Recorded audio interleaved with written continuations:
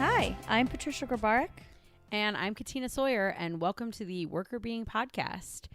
Today, Patricia has read an article for us about helping and the bright and dark sides of helping. But before we dive into that, how has your day been going? My day has been very, very busy.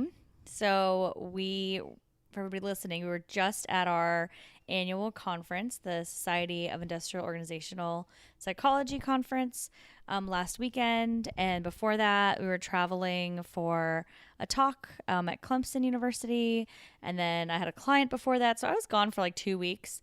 So today was like my first work day at home. And I feel like a little bit less crazy. Yeah. I settled in a little bit. I'm not like 100% caught up, but I'm close, that I'm feeling better. I made it to the gym. So overall, it's been a pretty good day. I feel like I'm starting to get back into normalcy a little bit. Good. That's awesome. Yeah, I feel like it's always hard because you're doing a lot of work and a lot of running around at the conference, but like it's not your full-time job work. So you're getting a lot done and you're being productive and you're, kind of zooming around and meeting with people and making connections and all that kind of stuff. But then like real life is still occurring. Yeah.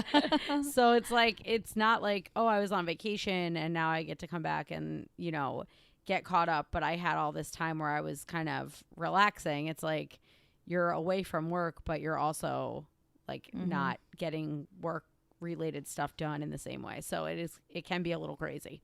Yeah, it does end up getting a little bit busy. And then being away, like I was literally away for 12 days. Yeah. Which I know, like you and I, we had such great times. We had a lot of fun. It's not like we worked the entire time, but we did do a lot of work. Yeah, we got a lot done. Yeah, and I don't feel like, there was any day where it was just like us doing nothing. No. So yesterday, I was at home for the first time, full day. And I was like, I can just do nothing for a little bit. Like, yes, I had things to do, but I really tried to make an effort to just like sit and like relax and like not do anything. So I think that was really helpful because now I feel like a little bit re-energized. I was really, really exhausted when I landed back in LA. I know.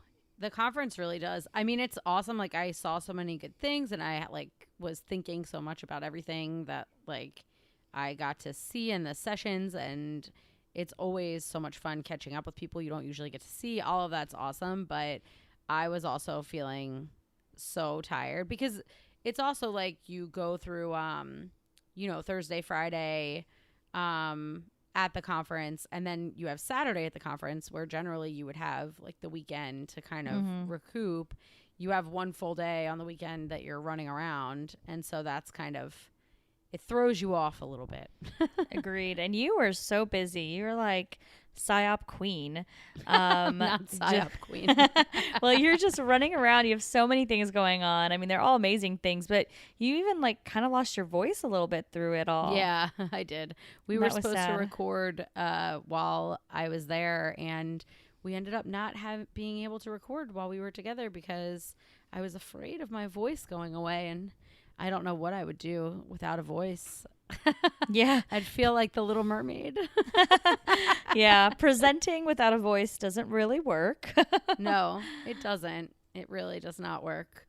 Yeah. Really nothing without a voice works. Even the Little Mermaid really should not have worked. Very true. Very, very makes true. No sense. It does not. Yeah.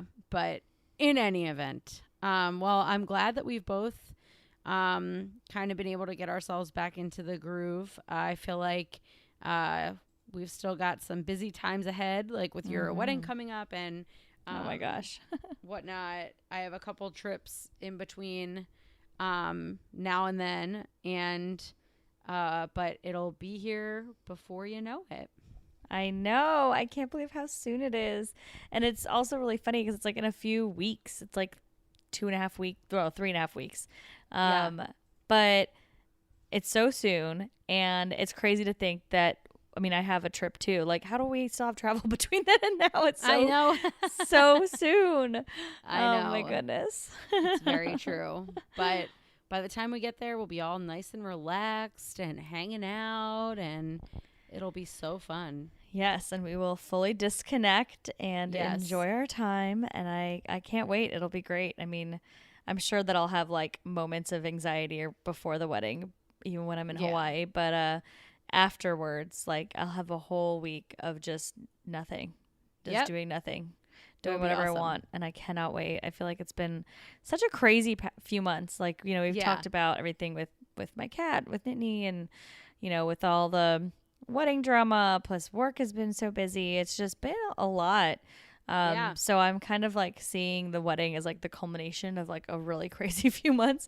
And then Yes. afterwards, I'm hoping things will maybe calm down a little bit. I'm sure it won't be like That would be 100%, good. but not having a wedding to plan will be something to free up a little bit of my time. Yeah, that'll be clutch. Yes. That'll be awesome. And then we can plan some other more exciting stuff for all Yeah. of our listeners that we I can. can't wait. We've been brainstorming. The I storm has know. been happening inside of the brain. It Um, has. And all over Alexandria, because that's where we're doing it. that's true. Our We brought the brains were storm to storming. Alexandria. Yeah, well, it was raining here today. It was actually stormy here today. Boo. So, a lot of storming occurs here, brain and otherwise. Well, cool. So, let's get into your article. Let's do it. Could you tell us what the article is called and who it's by and all the bona fides? Sure. Yes. So this article, it was published in the Academy of Management Journal in 2016, written by Koopman, Lanaj, I think, and Scott. And it is called Integrating the Bright and Dark Side of OCB, a daily investigation of the benefits and costs of helping others. So the reason I picked this article was because it talks not just about positive things, but negative things with helping. I think we think helping is great, but there's obviously some downsides to helping too, because helping takes time. And it was just a really interesting take on helping behaviors and how people work with helping each other at work and how that kind of plays out. So I thought that was really interesting. And, just a quick definition of OCB, because that was in the title. So OCB means organizational citizenship behavior. And it's a term that's used in our field all the time. And basically, it's some sort of behavior, something that somebody does that's discretionary. So it means it's like above and beyond their work title or the work role, what they're supposed to be doing on the job. It's not rewarded in any way. And what it does is it actually ends up helping the company in some way. So, for example, if you are helping your coworker to meet a deadline, maybe they're getting close and they don't know if they'll finish on their own, and so you step in and you help, and that's not part of your job. They're in a different department, and you're just taking on some extra tasks or doing a couple things for them. That is not part of your job, so you're going above and beyond. It's not something that has anything to do with your pay. Like, you're not going to get paid more because you help them. And in the end, it's going to help the company in the long run because you are now helping somebody meet a deadline. Maybe that deadline is critical for some client or something like that. And therefore, the company is going to end up doing better, and the people around you will be doing better because of that help. Yeah, so it's basically the idea that you're providing assistance to someone or contributing to your organization in a way that is useful and productive, but it's not something that you're held accountable for doing. So you're sort of deciding on your own to go above and beyond the call of duty. Exactly. And this study specifically looks at what's called interpersonal OCBs. So it's really exactly what I described with helping other people. So there's other types of OCBs where you can, be impacting the company in some way. You're not directly helping a person. But in this case, it's really all about helping other people. So doing something to help one of your coworkers, your managers, whoever on the job. So it's really focused in on that specific helping behavior. Okay. So it's trying to focus less on, I know there are other forms of OCB, like I'm going to provide some suggestions for how to improve a work process or something like that. But this is really about doing something that would help your coworkers to improve or get something done or something along those lines. Exactly. Yep. It's really about helping other people specifically. Okay, cool. So, what were some of the kind of high level takeaways from this article? Yeah. So there's a few of them. Um, One thing that happens with helping behaviors is it can impact. This article talks a lot about how it can impact how you feel. So Mm-hmm. it's been shown that these helping behaviors can make somebody feel good, right? Just thinking about like volunteer work, people talk about that all the time. You know, they feel rewarded, they feel good from helping other people. So this type of behavior that's helping others at work can also impact your mood. And it was shown in this study and in many studies that it can impact how you feel. So you can feel more positive, excited, enthusiastic, whatever that might look like. But the dark side is that it can actually also make people feel stressed out about work goal progress. So every day, you can imagine you probably have some goals, some things you need to check off the to-do list. And maybe you have broader goals too, but like every day you have little mini goals to get there, which we know is a good thing to do. Helping others can impact your progress to those goals. So, this study and many studies before it have also shown that if you are helping other people, you might have a harder time meeting your goals. Your progress doesn't improve during that time period where you're helping other people, which I think makes sense, right? Yeah. Yep. That does make sense. So, there's a positive benefit in terms of how you feel regarding giving back to others, but your progress may not improve during that period of time. What's interesting though is that if you feel positively, it's going to improve your well-being. You're going to be more happy in the job that you're in. You're going to feel more committed to the job. If you're a person that after helping you feel like, oh my gosh, I'm not making progress towards my goals, you actually have negative impacts. So you'd be emotionally exhausted and you'd be less satisfied in the work. So it's kind of this interesting relationship where if you feel great, then you have positive benefits towards your well-being. And if you're feeling stressed about your work goal progress, then you're going to have negative impact on your well-being. Oh, so it's more like, so that's really interesting. So it's kind of like your orientation towards whether or not you feel that this lack of progress that's likely to happen if you take time out to help others is really distressing to you, or if you feel like it was worth the time to go help other people, then, you know, that positive benefit is really boosted. Whereas for folks who don't feel that way, it detracts from their ability to feel happy in their job.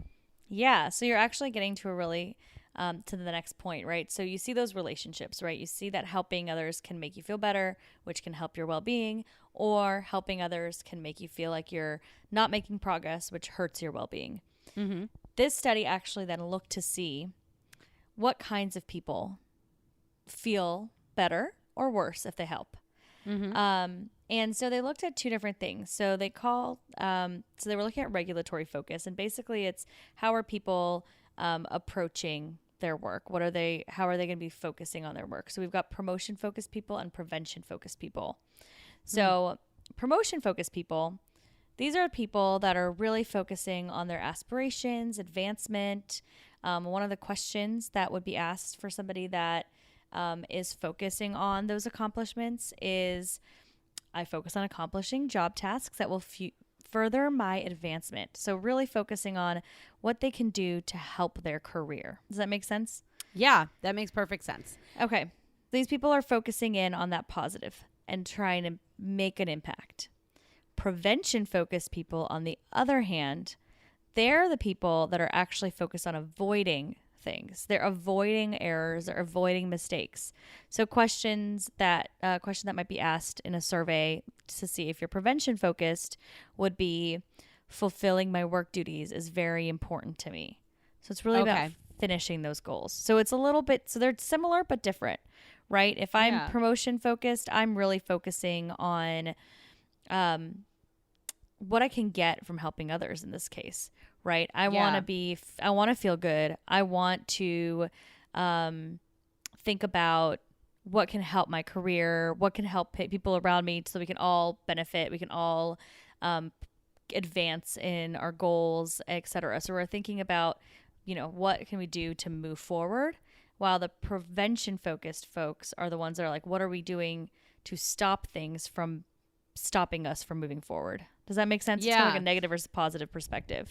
Yeah, so it's like the first category of people would be like, okay, if we take the time to plant the seeds for positivity now, we'll reap those benefits tomorrow, and it might help us move ahead. It might help me move ahead. I can sort of look into the future and see that this is going to make me feel better and kind of anticipate that that might improve my work. Whereas the person that's prevention focused is going to be more thinking about, well, if I spend time on this right now, it might cause me to make errors in the work that I'm currently doing. And I don't want to lose anything. So it's sort of almost like a loss versus gain perspective. Exactly. Yeah. The people that are promotion focused, they're looking for, to feel good, to be noticed by other team members as being good team members, to, go ahead and reach for those goals. And the prevention focused people are cautious. They're the ones that are, monitoring everything around them, making sure they're not making any mistakes, so there aren't any issues that will come up. And they just don't like the idea that their tasks and their work might not be completed. So that makes them anxious, and they don't want that uncertainty. Yeah, that makes sense. Yeah. So I guess there's always this trade-off with helping others that, you might get positive feelings from it, but it does cause you to spend extra time, which, you only have so much time, so you might lose some time. And I guess what you're saying is that it depends on who you are as a person or what your orientation is towards that, whether or not you're going to reap the positive benefits and minimize the anxiety based on losing time, or whether you're going to focus more on the lost time and minimize the benefits of sort of the good feelings that you might get from helping. Exactly. Yep. You've got it. So those promotion focused people, those people that are really focused in on, advancing and their aspirations, they're the people that are more likely to feel positive after helping others. They're the ones that feel good about it. They're the ones that are like excited that people see them as a helper. And they're going to be feeling better. Their well-being is going to be higher. They're going to be more satisfied in their jobs. The people that are more focused on avoiding errors and are really concerned about their job being done, like the actual tasks and duties, they're the ones that after helping somebody are going to feel that stress. They're not going to feel like they're making enough progress. And with that, their well-being is going to decrease. They're going to feel exhausted. They're not going to be as happy in their job or committed in their job. Yeah. So I guess an interesting question then would be, like, how do we get around that? Or should it just be that people who are more prevention focused just shouldn't help others in order to preserve their well-being, and people who are promotion focused should?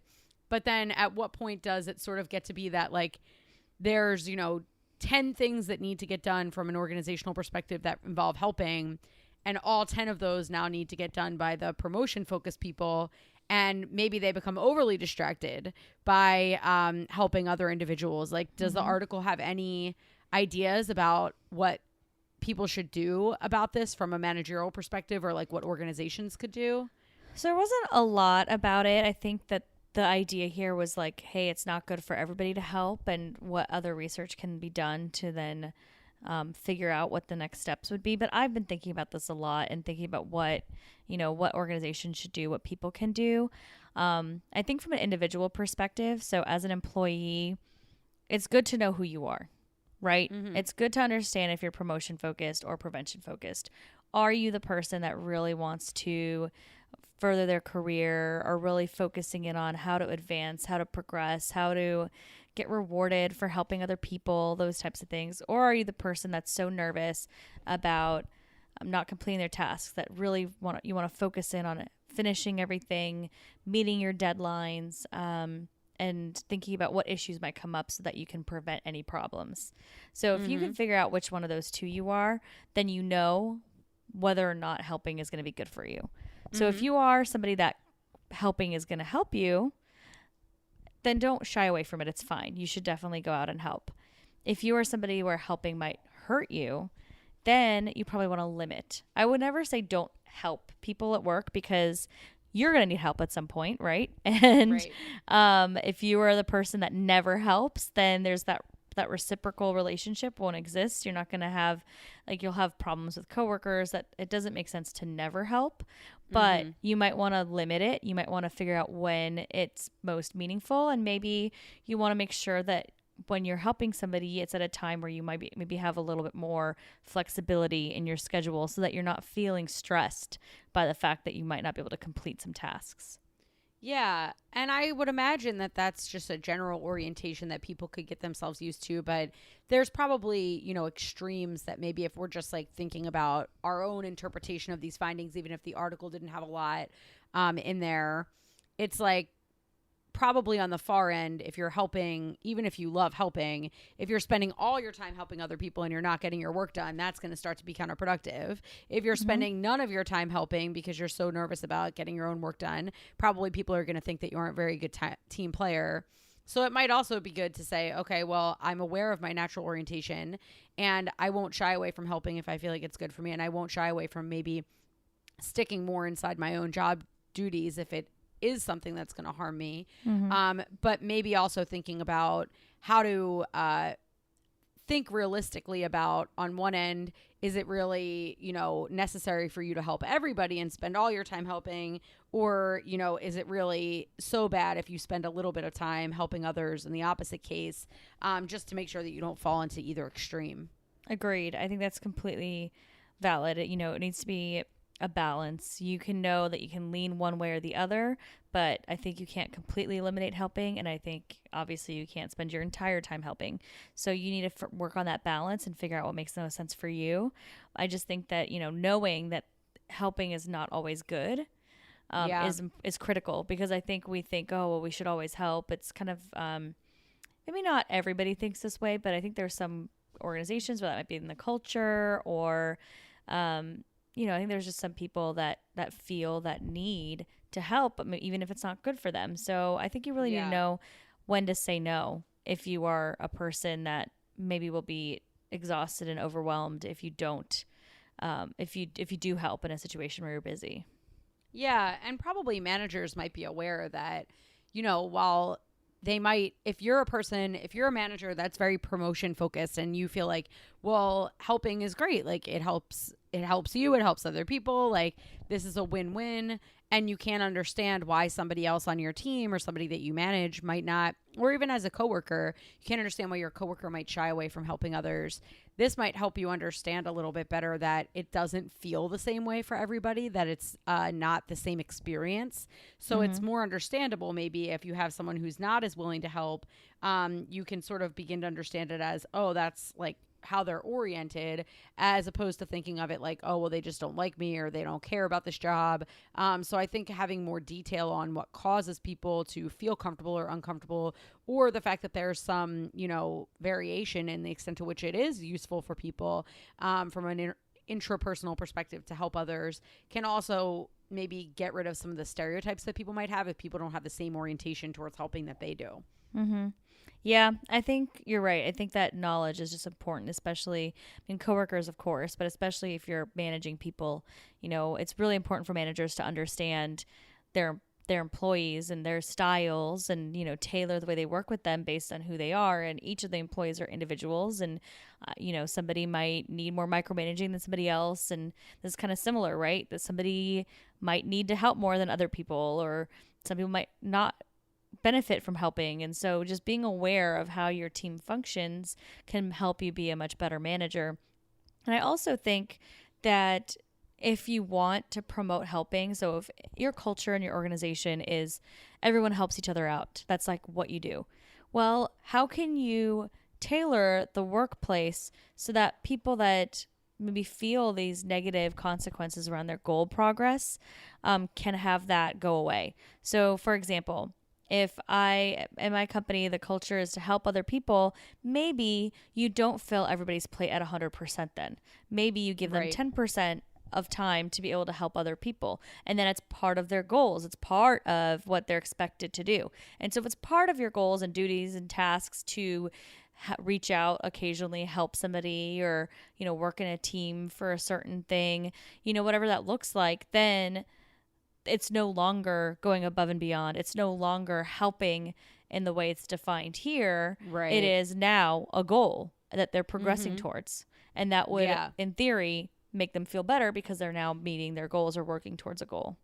Yeah. So if you want to institutionalize this kind of thing, instead of expecting it from people or thinking people that don't help are worse employees or something like that than people that do help, if it's something that you really want people to be doing and you're going to judge them based on it, like implicitly that it's going to affect the way that you think about them and maybe the way that you rate them, then you should just build that into the job characteristics that you rate people on. So instead of, sort of leaving it up to people's discretion and then getting upset when some people do it and other people don't do it, say, okay, well, this is clearly something I want you to do. So we're going to formalize it. We're going to make it part of your goals.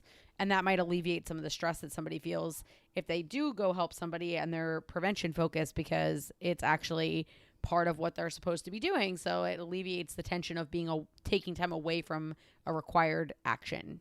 Exactly. I think that's really important. And I mean, I'm not 100% sure if it'll work, right? We don't have a lot of research on this, if that would actually help, but I think the theory is there. So I can't imagine it would hurt.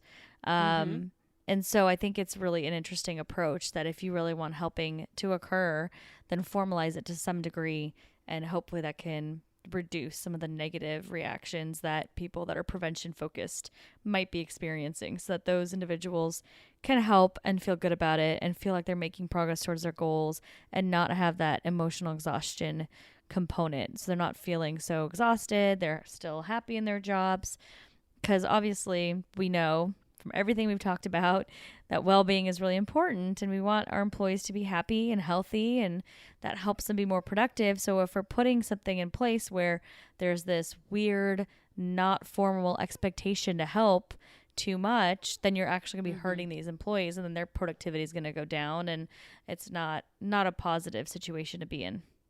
Yeah, absolutely. Yeah.